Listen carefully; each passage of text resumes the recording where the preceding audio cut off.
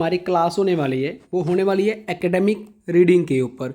Reading में जो हमारी आज की जो क्लास है वो आप अपनी स्क्रीन के ऊपर देख सकते हो, है ट्रू फॉल्स नॉट गिवन की। और मैं आप लोगों को पढ़ाऊंगा बिल्कुल फ्री ऑफ कॉस्ट। आप इंस्टीट्यूट में जाते हो 6,000 देते हो, 7,000 देते हो, चाहे 8,000 देते हो, बट मैं आपको इस क्लास का कोई भी पैसा नहीं ले रहा, बिल्कुल फ्री ऑफ कॉस्ट सिखाऊंगा। बट एक चीज़ कहना चाहता हूँ, फ्री की चीज़ किसी को हजम नहीं होती, सॉरी टू से। बट किसी भी स्टूडेंट को प्रेडिक्शन प्लस पीडीएफ चाहिए तो आप मुझे व्हाट्सएप के ऊपर मैसेज कर सकते हो। पहले समझते हैं प्रेडिक्शन होती क्या है। स्क्रीन के ऊपर आप देख सकते हो प्रेडिक्शन प्लस पीडीएफ की स्क्रीन रिकॉर्डिंग चल रही है। हम कभी भी गूगल से उठाकर स्क्रीनशॉट अपलोड नहीं करते, क्योंकि भगवान देख रहे हैं, झूठ बोलना पाप है। और रियलिटी के साथ काम करते हैं। 100% from our PDF reading writing speaking जो अभी पास्ट में एग्ज़ाम होकर गए हैं और इन द फ्यूचर जो एग्ज़ाम होने वाले हैं उनकी पीडीएफ अवेलेबल है। चाहिए तो आप मुझे व्हाट्सएप के ऊपर मैसेज करके परचेज़ कर सकते हो। मेहनत करना हमारा फ़र्ज़ है, मेहनत करके अच्छे बैंड स्कोर लेना और आगे बढ़ना बहुत बड़ी बात है लाइफ में। So you can drop me message on WhatsApp for a PDF. Students के मैसेज आए, सर सबसे ज़्यादा प्रॉब्लम आती है ट्रू फॉल्स नॉट गिवन में, बट यार मुझे भी प्रॉब्लम आ रही है। प्रॉब्लम ये आ रही है कि मैं इतने अच्छे से आपको बिल्कुल फ्री ऑफ कॉस्ट क्लासेस देता हूँ। मैं आपसे क्लासेस का कोई 5,000 नहीं लेता, कोई 6,000 रुपया नहीं लेता। बट जब आप सब्सक्राइब ही नहीं करते, कमेंट में वीडियो के बारे में नहीं बताते एंड वीडियो को लाइक नहीं करते, तब थोड़ा सा यार मैं भी डिसअपॉइंटेड होता हूँ। मैं आपसे कोई पैसा नहीं ले रहा यार क्लासेस का। आप 5,000 रुपये देकर आते हो इंस्टीट्यूट में, 6,000 रुपये देते हो, ऑनलाइन क्लासेस लेते हो। मैं आपको बिल्कुल फ्री ऑफ कॉस्ट सिखा रहा हूँ और इतनी गारंटी देता है मनप्रीत कि आपको ट्रू फॉल्स नॉट गिवन इस वे में सिखाएंगे कि कभी भी मे भी आपने अगर अच्छे से सीख लिए कभी आपके रॉन्ग नहीं जाएंगे। और टुडे नाइट को मेरी क्लास है वो है फिर रीडिंग के ऊपर ही है। और एट द कल जो हमारी क्लास हुई थी लिसनिंग के ऊपर हुई थी, एक बार लिसनिंग की वीडियो जरूर चेक करना अगर आप सीरियसली अपने पेरेंट्स से पैसा लेकर एग्ज़ाम क्रैक करना चाहते हो। सीरियसली कमेंट सेक्शन में मैंने लिसनिंग की वीडियो का जो पिन है वहाँ कर दी है, वहाँ पर जाकर क्लास को देखना। इस वे से आपको लिसनिंग की क्लास सिखाई है कि कभी आप बोल नहीं पाओगे।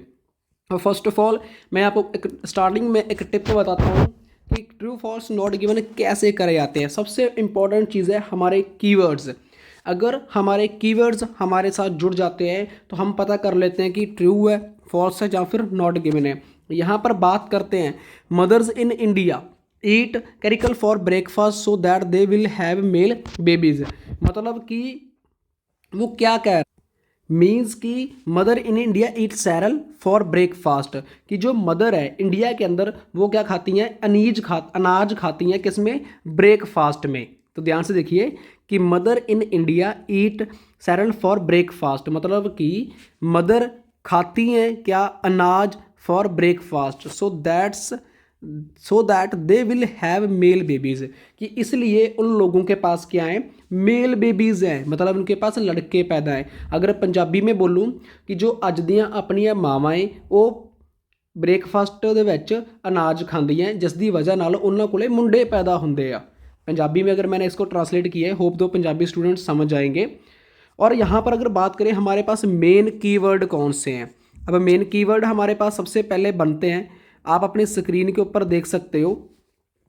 फर्स्ट ऑफ ऑल है mother, second is breakfast and have a male babies, और सैरल। सबसे इंपॉर्टेंट कीवर्ड आपको क्या लगता है, मुझे जो लगता है सबसे इंपॉर्टेंट मदर है, सेकंड इज दूसरे नंबर पे अगर बात सैरल फॉर ब्रेकफास्ट है, तीसरा हैव ए मेल बेबीज। ये मेरे 3 पॉइंट है, मैं आपको अच्छे से क्लियर कर दूं कि पहले मदर है, second is cereal for breakfast है, ये सेकंड नंबर पे हमारा आता है, ये फर्स्ट नंबर पे आता है, ये मेरा थर्ड नंबर पे आता है।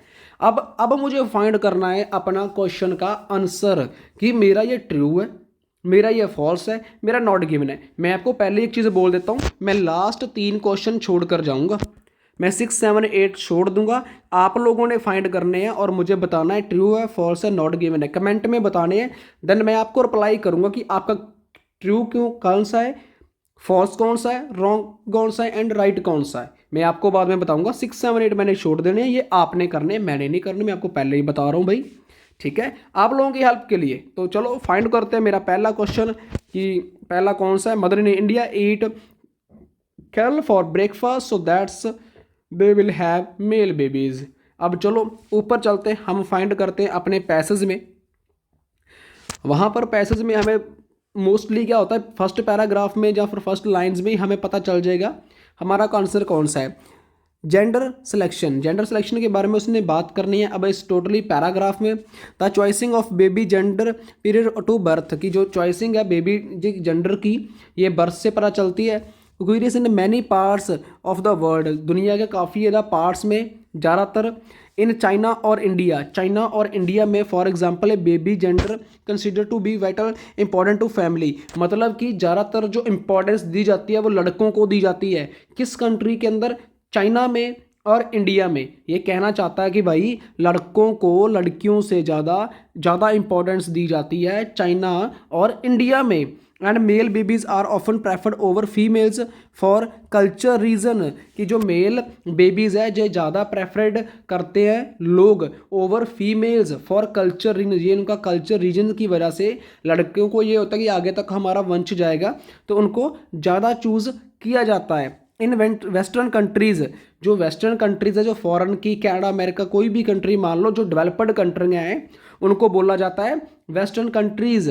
दे are many reason why a family might want choice a baby sex, कि जो बाहर की जो कंट्री हैं उनके काफ़ी ज़्यादा रीजंस होते हैं, काफ़ी ज़्यादा उनके पास होता है कारण होते हैं कि उनको जो बेबी है जो क्यों चाहिए, माइट वाई बेबी हो सेक्सुअल लाइफ के अंदर उनको बेबी इंपॉर्टेंस है। Often parents wish to have mix of both boys and girls in family. अब ऑफन हो चुका है, अब जो मिक्स ऑफ बोथ कि पेरेंट्स है अब विश करते हैं कि हमारे पास एक जेंडर होना चाहिए, मीन्स कि एक बॉय और एक गर्ल। ये आज की डेट के अंदर इंडिया के अंदर भी लोगों की थोड़ी थिंकिंग बनी हुई है, बट मोस्टली जब जिसके पास एक लड़का पहले पैदा हो जाता है वो दूसरी बार मतलब बच्चा लेने का ट्राई नहीं करता क्योंकि उनको डर होता है कि लड़की ना पैदा हो जाए। बट आज कुछ लोगों की सोच है वो चेंज हो चुकी है। कुछ लोग कहते हैं कि एक बॉय होना चाहिए एक गर्ल होनी चाहिए एक एज ए फैमिली में। There are also health reason for a gender section, कि कुछ हेल्थ रीजंस होते हैं जेंडर सिलेक्शन के लिए। Many diseases affect children of only one sex, कि many diseases affect children only one sex में diseases काफ़ी ज़्यादा चिल्ड्रन को फेस करनी पड़ती है। And family the susceptible choose diseases में wish to choose a baby gender to avoid having a affected child, कि वो अवॉइड कर देती हैं कि अफेक्टेड चिल्ड्रन लेने से अच्छा कि इसको अवॉइड कर दो, मतलब जहाँ तो फिर लो ही ना, हमें इसको लेना ही नहीं चाहिए। अब देखिए कि यहाँ पर जो हमारा पैराग्राफ 1 है वो कंप्लीट हो चुका है, बट एक चीज़ मैं आपको पंजाबी में हिंदी में मैंने ट्रांसलेट करके बता दी कहाँ पर क्या बात हुई है, कहाँ पर क्या बात हुई है। अब मैं आपसे जानना चाहता हूँ कि कहाँ पर ये बात करी है कि मदर हैं जो इंडिया की बात उसने करी, मदर है इंडिया में ईट की ब्रेकफास्ट में वो अनाज खाती हैं, देन वो मेल बेबीज़ पैदा करती हैं, कहाँ पर उसने बात करी। अब मुझे आप बताओ कि इसका आंसर ट्रू है, फॉल्स है या फिर नॉट गिवन है। मैं आपको टाइम देता हूँ, कमेंट करिए, मुझे बताइए कि इसका आंसर क्या है। मदर इंडिया में खाती है, तो अगर इसका साफ साफ देखा जाए इंडिया की बात करी है, उसने बताया कि कैसे बच्चा पैदा होता है, क्यों फैमिली से बच्चा लेती हैं, पेरेंट्स क्यों चूज़ करते हैं, और मुझे ये भी लगता है कि साथ में हमें सेकंड क्वेश्चन का आंसर भी मिल चुका है। सेकंड क्वेश्चन का आंसर क्या है? New drugs have been developed that allow parents to choose the sex of their child, कि न्यू ड्रग्स हैं डेवलप्ड हो चुकी हैं इसलिए पेरेंट्स अलाउ करते हैं choose the sex of their child, कि अपने चिल्ड्रन के साथ वो कपाकप जो भी है। ठीक है, तो हमारा जो क्वेश्चन है फर्स्ट का जो आंसर है इसका भी फर्स्ट पैराग्राफ में पड़ा है, सेकंड का आंसर भी सेकंड पैराग्राफ में फर्स्ट पैराग्राफ में अवेलेबल है। मीन्स कि ए और 2 1 एंड 2 क्वेश्चन का जो आंसर है वो मेरे पहले पैराग्राफ में ही अवेलेबल है। अब अगर मैं बताऊं आपको इन दोनों का जो आंसर है, फर्स्ट का आंसर हमें यहीं कहीं देखने को मिल जाता है कि चाइना और इंडिया के अंदर मदर की बात जरूर करी है, बेबीज़ की बात जरूर करी है, उसके बाद वेस्टर्न कल्चर की बात करी है, देन उसने बोला कि अफेक्टेड जरूर होते हैं, उन्होंने बताया कि यहाँ पर अफेक्टेड जरूर होते हैं बॉयज़ जो भी वो डिसीजेज वगैरह को, बट उसने ड्रग्स की बात कहीं पर भी नहीं करी। और मेरे अकॉर्डिंग 1 और 2, अगर 1 और 2 की बात करें, जो क्वेश्चन नंबर 1 क्वेश्चन नंबर 2 जो है वो दोनों ही नॉट गिवन है। दोनों ही नॉट गिवन का रीज़न भी बताता हूँ, कहीं पर भी बात नहीं करी आप खुद, मैंने आपको हिंदी में एक एक वर्ड ट्रांसलेट करके बताया है।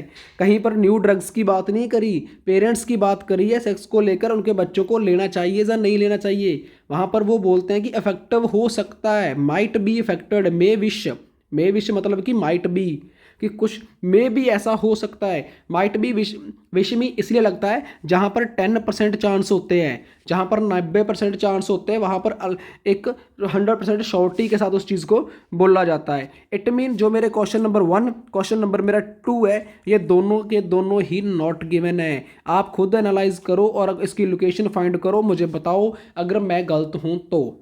सो आई होप आपको फर्स्ट 2 सेकंड क्वेश्चन आपको समझ आए होंगे, और मैं उम्मीद करता हूँ जो नेक्स्ट क्वेश्चन का जो आंसर है वो भी हमें ट्रू फॉल्स नॉट गिवन देखने को मिल सकता है। अब पहले इसके बारे में हम सर्च करते हैं कि ये क्या कह रहा है। पीपल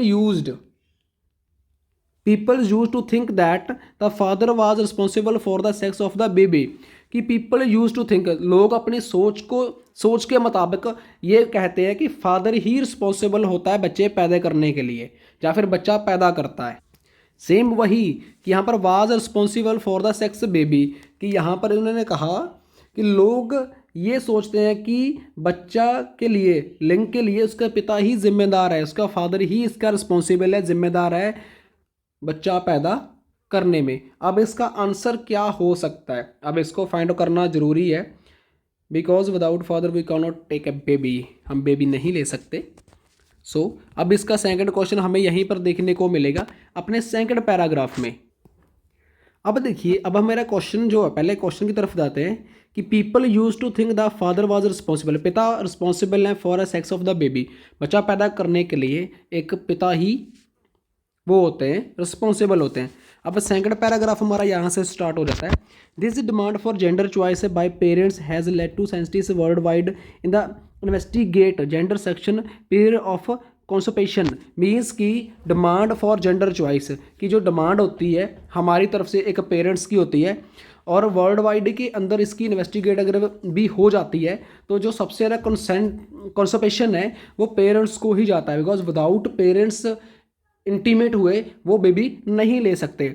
अगर next one this conventional wisdom states, means जो दुनियादारी है, जो वर्ड है, wisdom states that fathers are supreme in the main determination of the child gender. यहाँ पर उसने कह दिया कि पिता के जो पर्सनल थिंग है दैट, इसमें घबराना नहीं चाहिए। जितने भी मुझे देख रहे हैं, ये एक मेडिकल से ली गई रीडिंग है, MBBS स्टडी की किसी बुक से ये रीडिंग ली गई है। पिता के मेन शुक्राणु है जो बच्चा पैदा करने में हेल्प करते हैं, बट रिसेंट ईयर यहाँ पर उसने बता दिया है कि फादर ही मेन रिस्पॉन्सिबल है उस चीज़ को पैदा करने में। But recent research has begun reveal number of other possible determining facts, means कि इसके अलावा अगर बात करें, अब मुझे मेरा आंसर मिल चुका है, मीन्स आपके अकॉर्डिंग हमारा आंसर क्या आना चाहिए कि पिता ही एक रिस्पॉन्सिबल है फॉर बेबी। तो अगर फॉल्स है, ये गलत है, तो मुझे बताइए, ये इसकी कहीं बात ही नहीं करी तो बताइए, अगर सही है तो बताइए। ये सच है, उसने क्या कहा कि पिता के जो शुक्राणु है ये हमारे लिए इंपॉर्टेंट होता है फॉर बेबी लेने के लिए। तो यहाँ पर भी उन्होंने बात की रिस्पॉन्सिबल है फादर, तो जो हमारा आंसर है वो ट्रू है। जो थर्ड का जो हमारा आंसर है वो ट्रू है, ना कि फॉल्स है, ना कि नॉट गिवन है, क्योंकि इसकी बात उन्होंने यहाँ पर की है। मैं आपको लाइक अंडरलाइन भी कर देता हूँ कि वैज्ञानिक युग में, स्टेट में father supreme is a main determined, ये मेन वही चीज़ है जो इम्पॉर्टेंट है फॉर टेकिंग ए बेबी। तो ये हमारा जो क्वेश्चन का आंसर है ये बिल्कुल राइट है, ये फॉल्स नहीं है, ना ही नॉट गिवन है, क्योंकि ये पिता ही रिस्पॉन्सिबल होते हैं बेबी लेने के लिए। अब जो नेक्स्ट हमारा क्वेश्चन है, एलिसा कैमरॉन कोई डॉक्टर हो सकती है, कोई लेडी का नाम है ये। यूज्ड मतलब क्या कर रही है, उसने क्या कहा, Elissa Cameron used both human, मतलब कि दोनों ह्यूमंस का वो used both humans and mice in research, means कि the Elissa Cameron used both humans and mice in her research, मतलब बोथ ह्यूमंस का and mice in her research, मतलब चूहे की रिसर्च वो करती है अपनी लेबोरेटरी में। अब एलिसा कैमरॉन, अब इसका आंसर आपने याद रखना है क्या है कि एलिसा कैमरॉन एक लड़की है, यूज्ड करती है बोथ ह्यूमंस का माइस इन हर साइड, चूहे को अपनी लेबॉर्ट्री में। सेकंड हमारा हो चुका था, अब हमारा थर्ड है। उसकी लोकेशन तो आपको सामने फ्रंट पे मिल ही चुकी है, देख सकते हो। उसने क्या कहा, Elissa Cameron research conducted in 2007 considered the 2007 University of Pretoria South Africa investigating the effect diet on sex rates at birth, की इफेक्ट था डाइट रेट का इफेक्ट पड़ रहा था इन्वेस्टिगेट के दौरान बर्थ के ऊपर। वन एक्सपेरिमेंट, देखिए उसने कहा one experiment, she changed the blood sugar level of female mice, कि उसने क्या किया, जो एक चूही थी, एक चूहा होता है, एक चूही होती है, माइस मतलब कि चूहा, फीमेल मतलब चूही। She changed the blood sugar level of female mice period of the competition by putting a chemical in the animal's water। चलो जी, आंसर मिल चुका है। मतलब कि शी चेंज्ड, एलिसा कैमरॉन ने क्या किया था, ब्लड शुगर जो लेवल था फीमेल माइस का, उसने क्या कर दिया, उसने चेंज कर दिया था। मतलब उसने उसका ब्लड था वो बदल दिया था। और putting a chemical in A animals, कि उसने जो केमिकल्स वगैरह थे उसमें उसके जो पानी वगैरह में वो बनाकर डाल दिया था। अब देखिए उसने यहाँ पर कि she change the blood sugar level of female mice, यहाँ पर किसकी बात कर रहा है, यहाँ पर एलिसा मैस का मतलब है कि she used both humans and mice in her research, कि उसने चूहे को यूज़ किया था अपनी रिसर्च में। अगर उस वहाँ पर लिखा होता कि यस, कि उसने हर यूज्ड माइस को उसने यूज़ किया था फॉर अपनी रिसर्च के अंदर केमिकल वाटर्स में, तो हमारा जो क्वेश्चन का आंसर होना था वो ट्रू होना था। अगर वहाँ पर जस्ट ओनली एक रिसर्च की बात करी होती, वहाँ पर माइस की चूहे की बात ना करी होती, ह्यूमंस की बात ना करी होती, उस लेडी के बारे में बात ना करी होती, ओनली किसी भी टाइप की रिसर्च की बात की होती, तो हमारा आंसर होना था नॉट गिवन। बट वहाँ पर रिसर्च की बात भी करी है, वहाँ पर रिसर्च की बात भी करी है, एक शी लेडी की बात भी करी है, उसने यूज़ क्या किया उसकी बात भी करी है। बट उसने किसके ऊपर यूज़ किया, एक फीमेल माइस के ऊपर, फीमेल चूही के ऊपर यूज़ किया। यहाँ पर आप देख भी सकते हो उसने साफ साफ लिखा है she change the blood sugar level of female mice, मतलब कि उसने जो यूज्ड करना था एक चूहे के ऊपर ब्लड को, अपना एक्सपेरिमेंट को यूज़ करना था, उसके ऊपर रिसर्च करनी थी, बट उसने नहीं करी, उसने रिसर्च फीमेल के ऊपर करी, उसका ब्लड चेंज कर दिया, उसकी जगह केमिकल वाटर वगैरह फिल कर दिए। तो जो मेरे क्वेश्चन का आंसर है वो फॉल्स है, मतलब कि मेरी स्टेटमेंट इसके साथ मैच नहीं कर रही, ये अलग कह रहा है वो अलग कह रहा है, इट मीन मेरा जो क्वेश्चन का आंसर है वो है फॉल्स। अब ये हमारे 4 हो चुके हैं, हमारे क्वेश्चन 4 हो चुके हैं। अब बात करते हैं फिफ्थ की। फिफ्थ क्या कह रहा है, फिफ्थ क्या कह रहा है, the majority of research gender section is happening in Europe, कि जो ज़्यादातर रिसर्च वगैरह होती है, द मेजोरिटी ऑफ रिसर्च जो मेल की जेंडर सेक्शन की happening in Europe, the majority of research on gender, ज़्यादातर जो रिसर्च होती है जेंडर के ऊपर, selection is happening in Europe, पर जो सिलेक्शनिंग उसकी होती है वो ज़्यादातर कहाँ पर होती है, यूरोप में। बट ये लाइन हमने पहले ही रीड कर ली थी। यहाँ पर देखिए Elissa Cameron research conducted 2007 University of Pretoria South Africa investigated the effect of diet sexual rates of birth, उसने पहले ही हमें ये बात बता दी थी जो सबसे ज़्यादा इन्वेस्टिगेशन होती है वो कहाँ पर होती है, साउथ अफ्रीका में। बट यहाँ पर कहाँ पर कह रहा है, वो यहाँ पर यूरोप के बारे में कह रहा है। तो मतलब कि ये भी मेरे क्वेश्चन का जो आंसर है वो नॉट गिवन तो नहीं है, ना ही ये आंसर ट्रू है, ये भी आंसर मेरा फॉल्स है, क्योंकि ये इन्वेस्टिगेशन की बात कर रहा है, रिसर्च की बात कर रहा है, जेंडर के ऊपर बात कर रहा है, कहाँ पर कर रहा है, यूरोप में। ये बात सही है, वो इन्वेस्टिगेट करते थे, वो रिसर्च करते थे, वो किसके ऊपर, बर्थ, बेबी सेक्स के ऊपर, बर्थ के ऊपर करते थे, बट कहाँ करते थे, साउथ अफ्रीका में, नॉट इन यूरोप। तो ये मेरा आंसर वो था, रॉन्ग था। अब आपने 6, 7 और 8 इन तीनों का आंसर ढूंढना है। अब इन तीनों का आंसर ढूंढना आप लोगों की जिम्मेदारी है। तो फर्स्ट ऑफ ऑल इन तीनों का आंसर आप क्वेश्चन को स्क्रीनशॉट मार लीजिए अपनी आईडी के ऊपर। चलो जी 6, 7 और 8 इसको मार लो आप स्क्रीनशॉट। आई होप आपने मार लिया होगा, मार लिया स्क्रीनशॉट। 6, 7 और 8 आपने कमेंट में पिन करने हैं, मार लिया स्क्रीनशॉट। अब इसके पैराग्राफ के ऊपर मैं आ जाता हूँ। इसका जो पैराग्राफ है वो कौन कौन सा है, किस में देखने को मिल सकता है,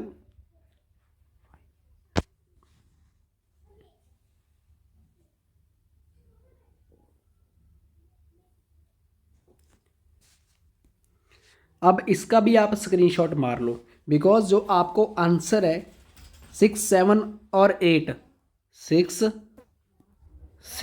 7 और 8 आपको जो मिलेगा इस पैराग्राफ में से मिलेंगे।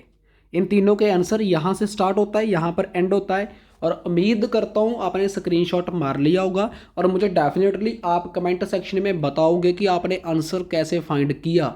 6, 7 और 8 मारो स्क्रीनशॉट, हो जाओ शुरू, फाइंड करो। 5 मिनट की काम है, सिर्फ 5 मिनट में कमेंट कर दो, लाइक कर दो एंड शेयर भी कर देना। फ्री क्लासेस है, कोई भी नहीं देगा आपको। Thank you so much.